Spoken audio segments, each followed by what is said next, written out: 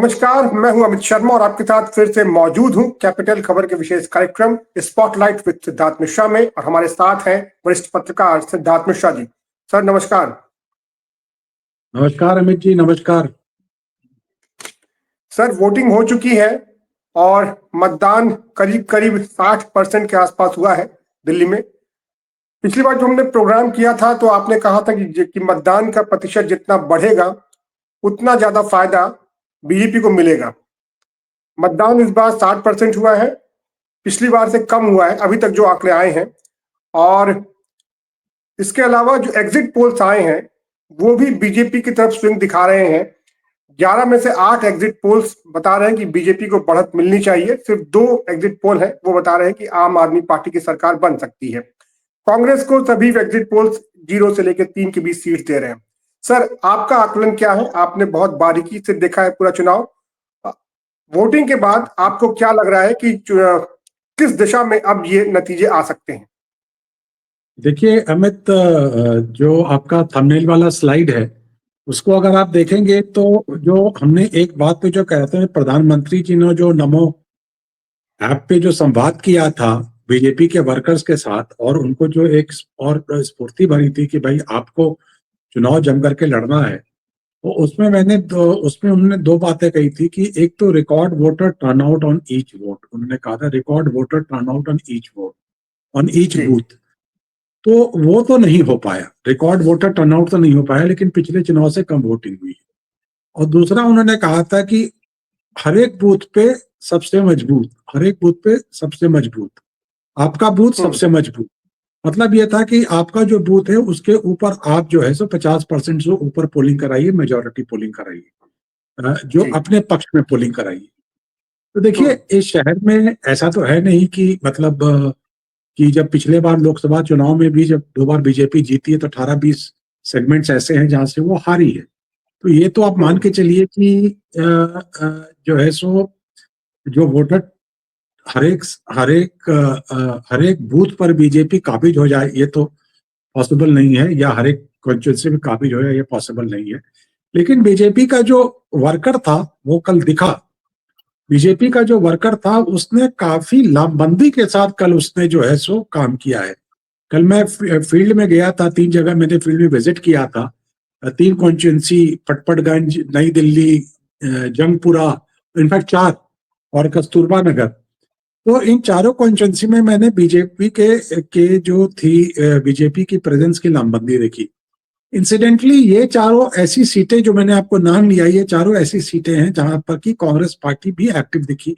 In fact हम लोगों ने जो कांग्रेस पार्टी के पार्टिसिपेशन वाली सीट्स की बात की थी उसमें भी इन चारों सीटों का नाम है। पटपड़गंज से दिल्ली पूर्व विधायक और दिल्ली कांग्रेस के पूर्व अध्यक्ष अनिल कुमार लड़ रहे हैं। जंगपुरा से फरहाद सूरी पूर्व मेयर लड़ रहे हैं। नई दिल्ली से अरविंद केजरीवाल के खिलाफ शीला दीक्षित के बेटे और पूर्व सांसद संदीप दीक्षित लड़ रहे हैं। और कस्तूरबा नगर से पूर्व पार्षद और अच्छे नवयुवक नेता अभिषेक दत्त लड़ रहे हैं। तो मुझे कांग्रेस का भी प्रेजेंस दिखा।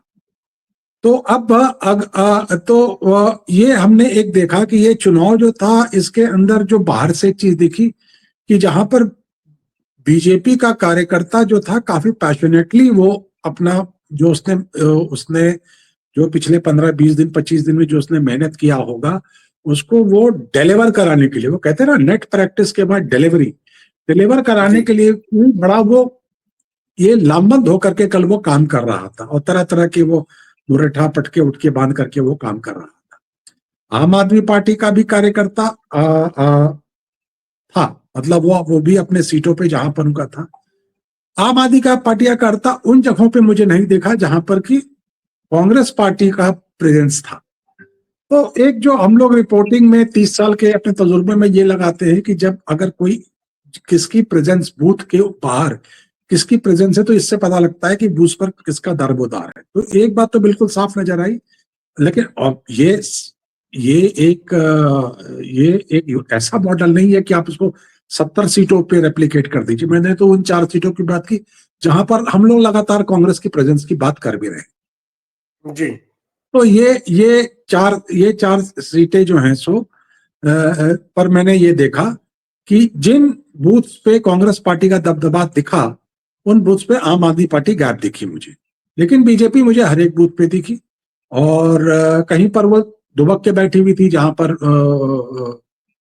पर आम आदमी पार्टी का दबदबा हो या कांग्रेस का दबदबा हो, वहां थोड़ा दुबक के बैठी हुई थी, लेकिन थी।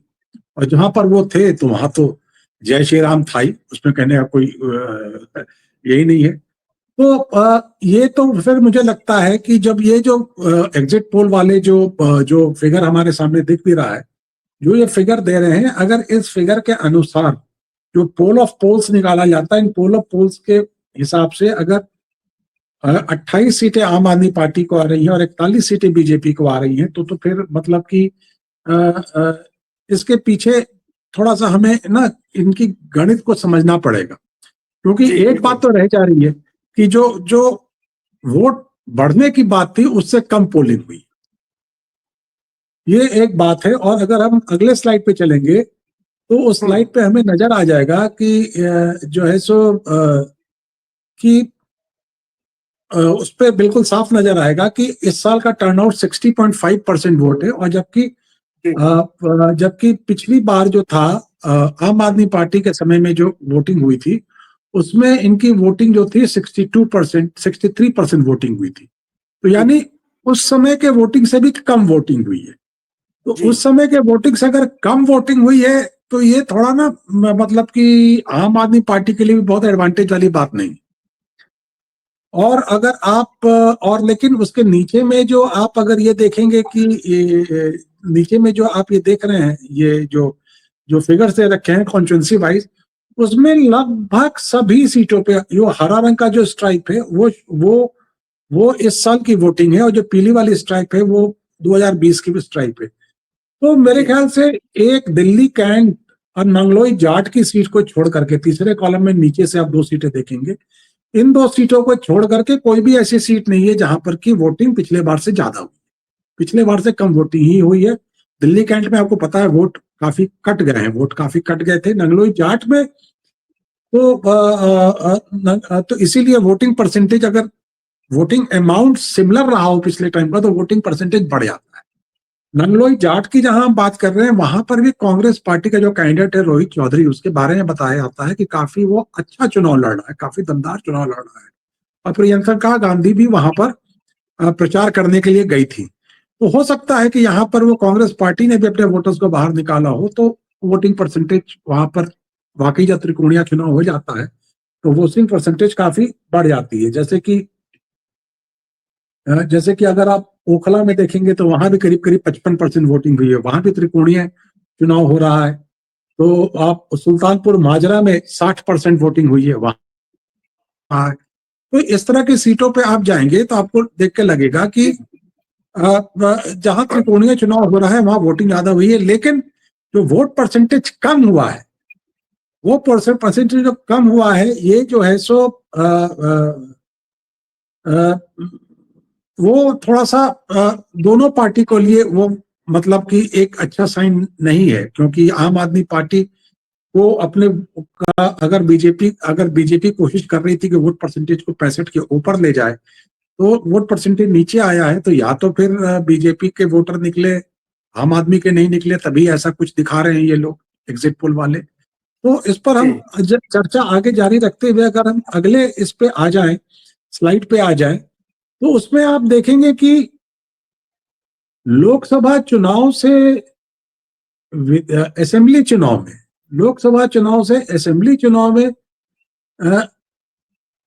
में बहुत डिफरेंस नहीं है वोट परसेंटेज का। अगर आप देखेंगे लोकसभा चुनाव से असेंबली चुनाव में तो बहुत डिफरेंस नहीं है। मतलब वो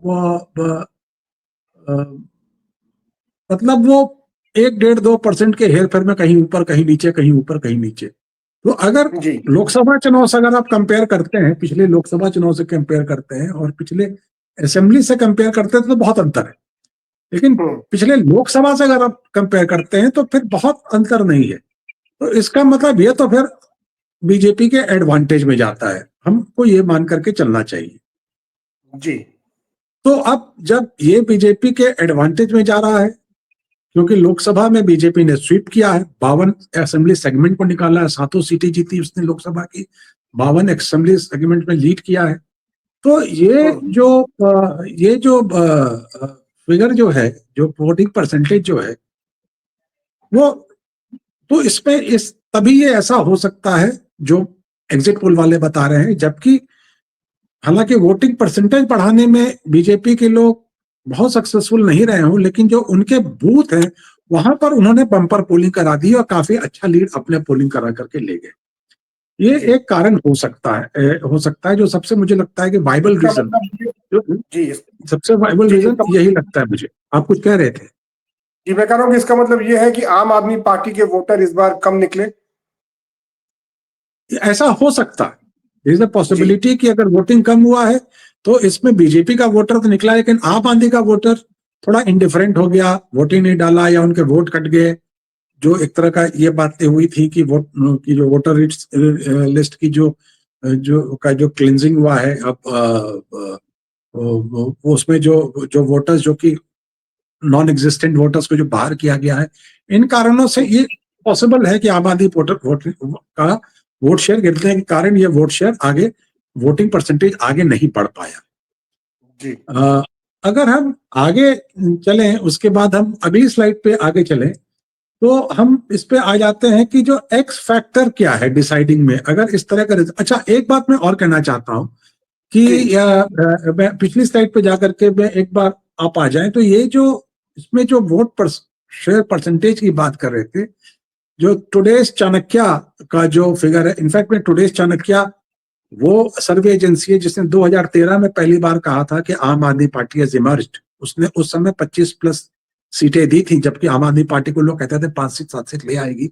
उसने 25+ सीट दी थी अपने एग्जिट पोल में, और आम आदमी पार्टी को उस इलेक्शन में 28 सीटें आई थी। तो उसी का, और उसने ज्यादातर उसकी प्रेडिक्शन सही आते हैं। एक आध बार कभी कोई गलती हुई होगी, लेकिन ज्यादातर उसके प्रेडिक्शन सही ही आते हैं। मेरे ख्याल से 2015 के बिहार के चुनाव में उनका प्रेडिक्शन बिल्कुल गलत आ गया था, तो उनको काफी कुछ लेकिन जनरली ठीक ही आते हैं।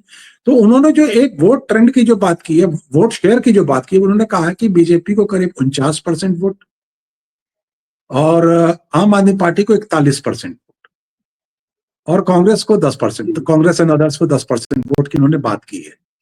तो जो आप बात कह रहे थे, जो आपने एक बात अभी कही थी कि इसका मतलब है कि आम आदमी पार्टी का वोटर नहीं निकला, तो ये इनफैक्ट चाणक्य का जो ये फाइंडिंग है वो आपकी बात को कोलैबोरेट करता है कि आम आदमी पार्टी का वोटर नहीं निकला।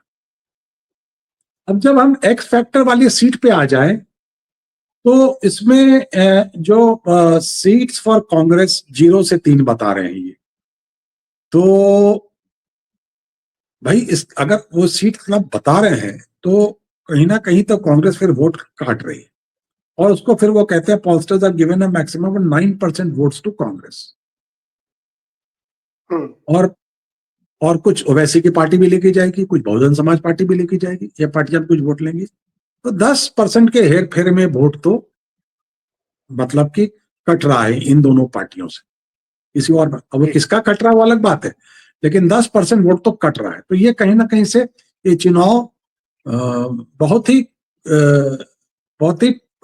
बाइपोलर की जगह कहीं कहीं पर ट्रायंगुलर चुनाव तो हो गया है, त्रिकोणीय चुनाव तो हो गया है।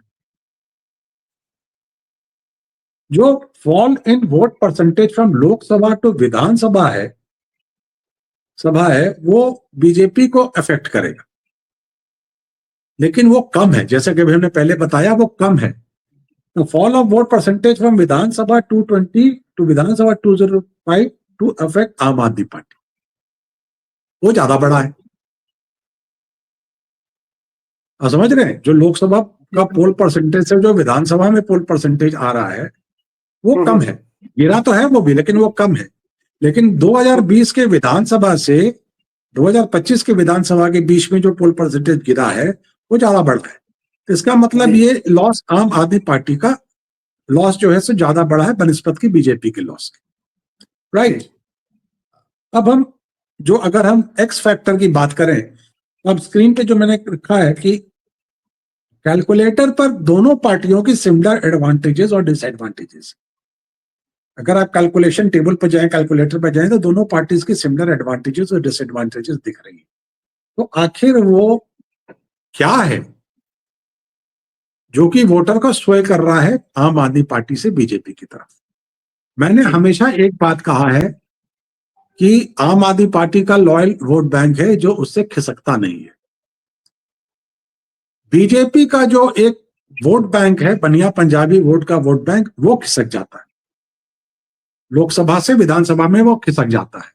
और जब मैंने कहा है कि अगर जीरो इनकम टैक्स रिबेट जो 12 लाख तक के लोगों को दिया गया है, वो अगर मिडिल क्लास जो बनिया पंजाबी, छोटे दुकानदार, छोटे इंटरप्रेन्योर, नौकरी पेशा लोग, प्राइवेट में नौकरी करने लोग, जो इन फैमिलीज, इन कम्युनिटीज से हैं, अगर ये लोग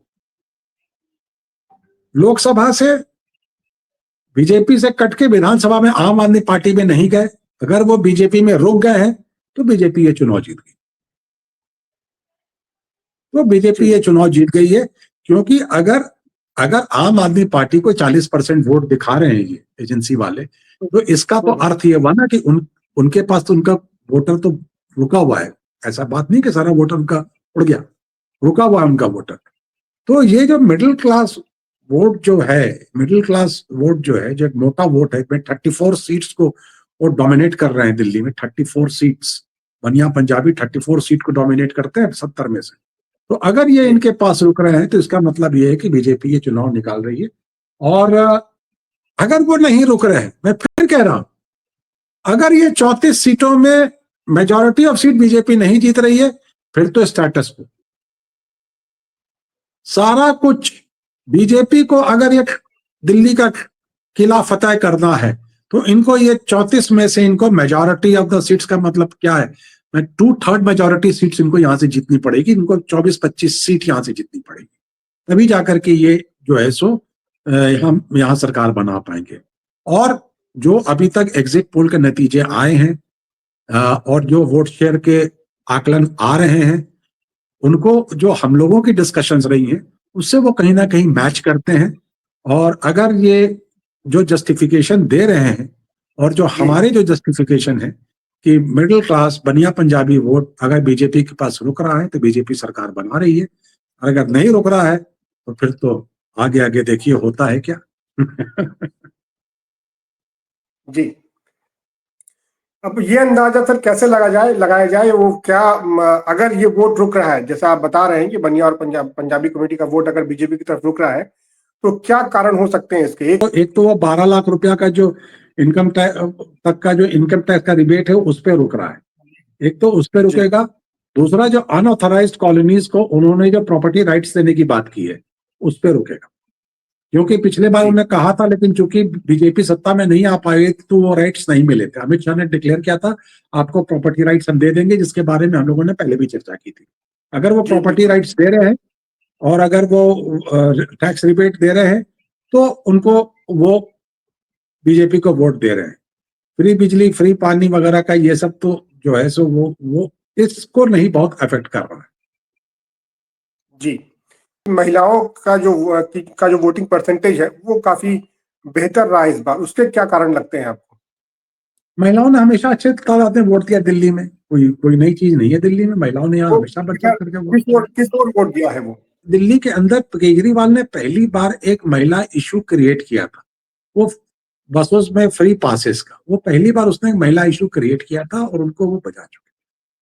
मोदी जी ने अब और इस बार उन्होंने कोशिश की वो योजना वाली, लेकिन जो काफी जो बेनिफिट्स जो थे वो ड्राई अप कर गए हैं पिछले कुछ महीनों में, साल में। वो ड्राई अप करके डिलीवर नहीं कर पा रहे हैं, लोगों की सैलरी नहीं दे पा रहे हैं, कई चीजें हो रही है, डिलीवर नहीं कर पा रहे हैं।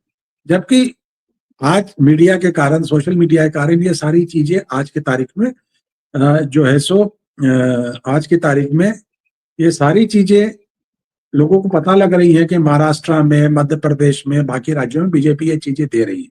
अब मोदी कह रहे हैं कि मेरी गारंटी हम ये देंगे, तो लोग शायद बीजेपी के साथ इन फ्रीबीज को, बीजेपी के फ्रीबीज कहते हैं, बीजेपी के काउंटर पे ज्यादा प्रेफर करेंगे बनस्पत की आम आदमी पार्टी के काउंटर पे। जी, और सर एक और आपसे हम सीट पे बात करना चाहेंगे, वो है नई दिल्ली सीट, जो कि काफी हॉट सीट बनी हुई थी। अरविंद केजरीवाल जहां थे और संदीप दीक्षित जी थे और प्रवेश सिंह वर्मा थे, और वहां पर सर क्या आकलन है आपका, वहां पे क्या स्थिति है?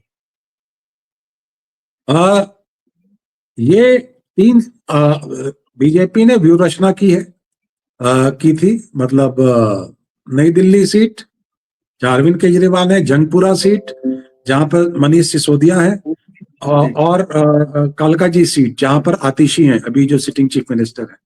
यहाँ पर इन्होंने अच्छी खासी व्यूह रचना की थी, इन्होंने चक्रव्यूह बनाया था और उस चक्रव्यूह में फंसाया है, उस चक्रव्यूह में फंसाया है। उनके लिए बहुत इजी केक वॉक तो नहीं है इन तीनों के लिए, और ये हार भी जाएं तो कोई बहुत अतिशयोक्ति नहीं होगी। जी, जो ये एग्जिट पोल आए हैं और जो हमारा आकलन रहा है, अगर हम आपसे एक लास्ट टेक लेना चाहें आपकी तरफ से सर, फाइनल समअप क्या रहेगा इन चुनावों के नतीजों को लेकर के? देखिए, मैं एक बात कहना चाहता हूं कि ये, मैं अभी भी मानना है कि ये क्लोज कंटेस्ट है, लेकिन कंटेस्ट जो है, तराजू अब थोड़ा बीजेपी की तरफ झुकता हुआ दिख रहा है, लेकिन मैं झुकता हुआ दिख रहा है, ट्रेंड्स उसी तरफ शो कर रहे हैं। और जब आप इनके कैलकुलेशंस को, जब आप एग्जिट पोल वाले के कैलकुलेशन को, जस्टिफिकेशन को आप स्टडी करते हैं, अपने डेटा से मैच करते हैं, एनालिसिस करते हैं, तो एक ट्रेंड तो बीजेपी की तरफ जाता हुआ दिख रहा है, इसमें कहीं कोई दो मत नहीं। लेकिन फाइट तो, लेकिन आम आदमी पार्टी बखूबी लड़ी है और अपना अगर 40-42% वोट शेयर अगर रिटेन कर रही है तो उम्दा परफॉर्मेंस। आम आदमी पार्टी के लिए एक मुश्किल स्थिति थी कि वो इतनी मेजोरिटी के साथ पिछला चुनाव जीती थी कि उसे उस स्थिति को बरकरार रखना एक बड़ी चुनौती थी उसके लिए। और जो एग्जिट पोल्स बता रहे हो, जो आपके आंकड़े बता रहे हैं, आपने जिस तरह बताया कि तराजू का पलड़ा बीजेपी की तरफ झुकता हुआ नजर आ रहा है, और अब नतीजे जल्द ही आ जाएंगे, शनिवार को 8 तारीख को नतीजे आ जाएंगे। ये साफ साफ सामने आ जाएगा कि जो मतदाता रहे हैं उनका झुकाव किस पार्टी की ओर रहा है। आज के लिए सर इतना ही, और अब जब नतीजे आते हैं तो हम देखते हैं नतीजे किधर आए, किस ओर आए, और हमारा आकलन किधर रहा, कैसा रहा, और फिर हम चर्चा करेंगे सर। जी, नमस्कार सर। नमस्कार, थैंक यू।